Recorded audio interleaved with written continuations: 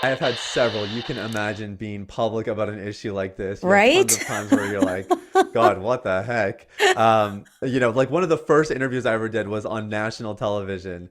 Mm-mm. Yeah, anyway, but the story I wanted to share is actually very different. So I was dating my wife, and we had been together for about I'm gonna say probably about 7 or 8 months. And I had gone to know her family a little bit, not super well.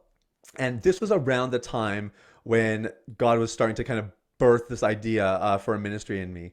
And so the church had said, "Hey, we need somebody to preach Friday night. Would you like to do it?" I said, "Yeah, sure, no problem."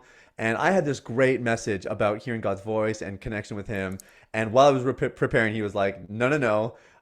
Like we have some other things we need to talk about." And I really felt like he wanted me to talk about my struggle with pornography and at least just get comfortable opening up about the subject more publicly.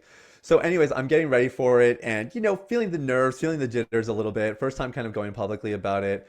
And a bunch of my friends texted me and they're like, "Hey, man, we're so excited. You're preaching tonight. We're actually driving in." They live like in other cities. They're like, "We're driving in. We can't wait." And I'm like, "All right, awesome."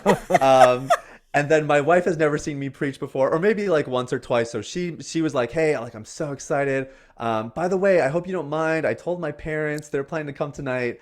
And I was like, why me?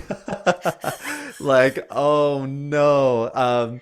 So I had to just like get through hurdle after hurdle mentally to share and open up about it. But the thing is like this is where you really get to test whether or not you trust what God has spoken to you. Mm. Because I knew that He wanted me to share this message. And for me, I just had to say, well, uh, this is what it is. I'll deal with the ramifications afterwards. And her family was super gracious. They had no qualms about it or anything like that. But obviously, there's just some shock value when you start sharing about that stuff. And that was one of those moments where I'm like, man, of all the things God could have called me into, here we are sharing in front of my future in-laws about my 15-year addiction to porn. Hey, if you like that, that's just a snippet. You can check out the full conversation we had with our guest wherever your podcast. Just look for Whammy Project. But for videos, like, subscribe, and ring that bell. Bing, ling, ling, ling. Bing, ling, ling, ling.